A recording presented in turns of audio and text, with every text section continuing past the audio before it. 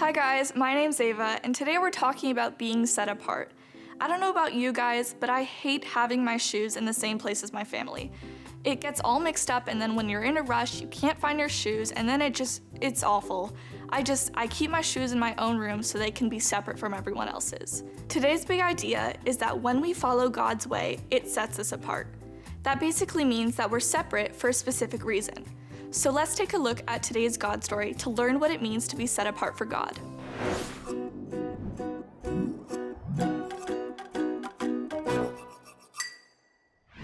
So the other day I tried to take a picture of some fog. Missed.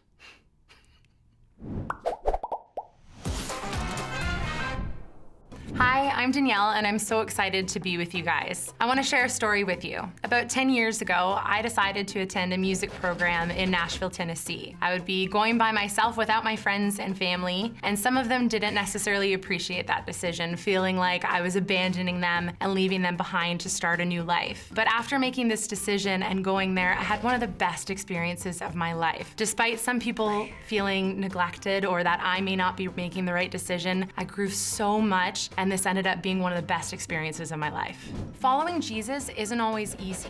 It's always good, it's always right, but it isn't always easy. Sometimes it's actually really hard. But we have some supernatural help, the Holy Spirit. And that leads me to today's big idea. When we follow God's way, it sets us apart. Previously, you learned that Adam and Eve had a third son named Seth, and through Seth's family line, we get to Noah. Noah was living his life close to God. He was living a life of love, which was different from those around him. The other people in the world had gotten more and more evil and violent. We learn in Genesis 6 that as a result of the intense violence, God decided to send a flood to wipe away everything on the earth so that he could start fresh with just Noah and his family. It might be hard to imagine why God would make the decision to wipe away everything from the earth, but the people were living in such violence and were victims of violence that God's heart and intention was to save them from all the horrible things that were happening. So God told Noah to build an ark, a special boat with special instructions, because let's be honest, there's no way that Noah knew how to build a big enough boat to fit 2 of every animal and last through this ridiculously big flood. So Noah did exactly what God asked him to do. He built the boat down to the very last detail. Then God asked Noah and his family to get on the boat. Then they were followed by the animals, 1 male and female of each kind. Everything happened just as God said. So Noah continued to do exactly what God asked of him. Now at this point, it wasn't actually raining yet. So if you were somebody who wasn't part of Noah's family, you'd probably think he was pretty strange. He definitely was different from everyone else on Earth. And so, here we are, with Noah and his family on the ark, with more than a whole zoo's worth of animals on there with them. They continued to wait on the boat without any rain. I wonder how they felt, and I wonder if they ever doubted if the rain was actually going to come. But then finally, after 7 days, the rain did come. Once it started raining, it rained for 40 days, and the whole earth was covered with the flood for 150 days. And through all of this, God watched over Noah and his family. Because Noah had followed God's way, he was set apart and taken care of. Let's read what happened next. But God remembered Noah and all the wild animals and livestock with him in the boat. He sent a wind to blow across the earth, and the floodwaters began to recede. The underground waters stopped flowing, and the torrential rains from the sky were stopped. So the floodwaters gradually receded from the earth.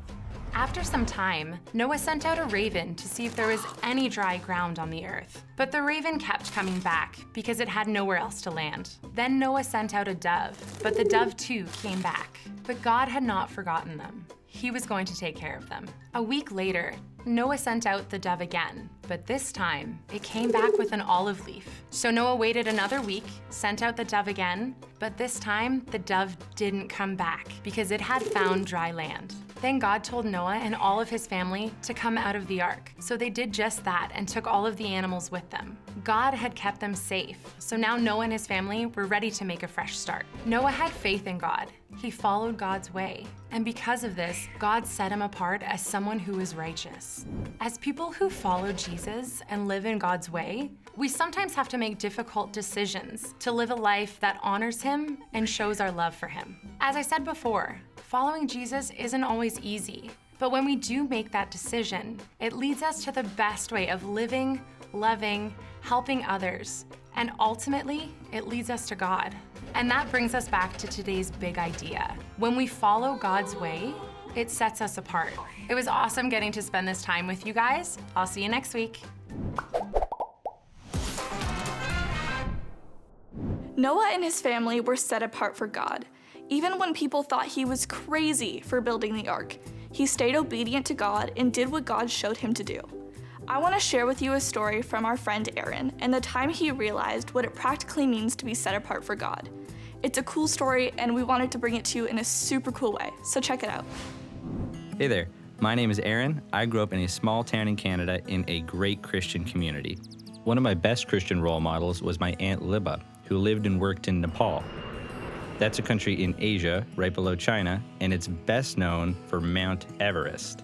I'm sure you guys have heard of Mount Everest.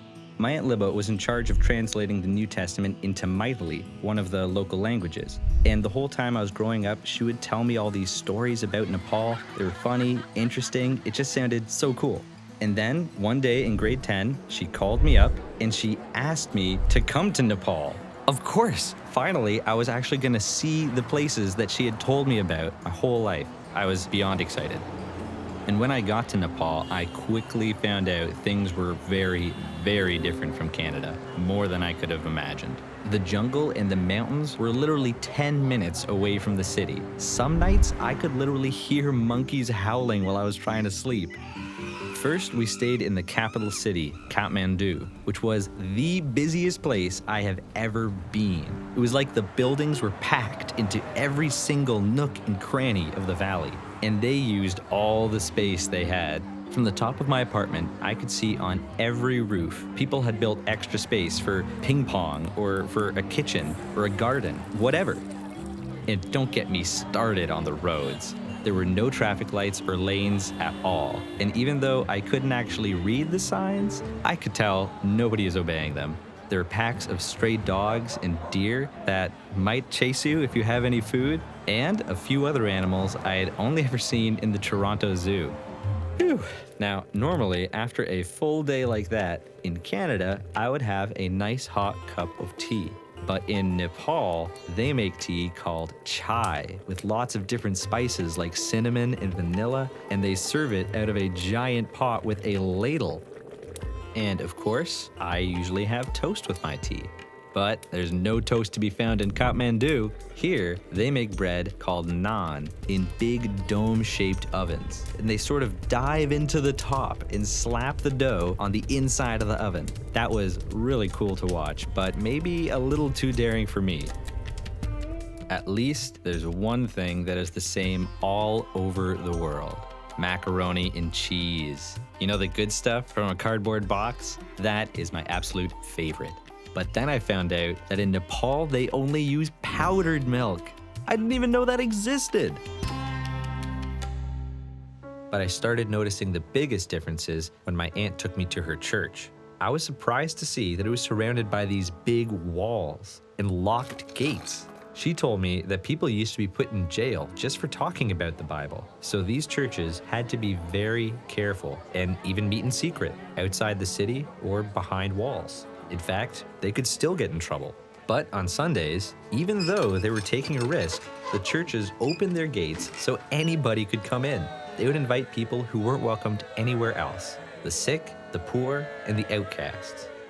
And at that time, there was a drought in Nepal, so many people were really struggling. There was already so much poverty, and now lots of people didn't have jobs, electricity, food, or places to stay. But even in those hard times, anybody who visited the church would get food, and I'll tell you, every Sunday that church was full and cheerful and loud, very loud. The last Sunday I was in Nepal, we ended church with prayer. All 200 or so people sitting on the ground, praying out loud for each other. And I couldn't quite understand it, but I knew the mightily words for thank you and God. And I kept hearing thank you, God, and just feeling the joy and love in that church. It was so impactful to hear that people in such difficult situations, all of them much more difficult than mine, were thanking and praising God. This awesome, loving community became a light for the whole area because they followed Jesus. They knew how to live out God's peace, and they were filled with His joy. Here in Nepal, I realized that no matter how much or how little we have, when we follow God, He can change how we experience life. And that sets us apart.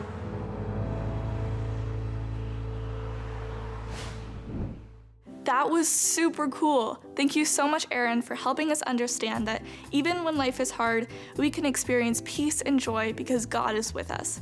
That is a great reminder to take with us. Well, it's time to break out into small groups so we can see what this means in our own stories.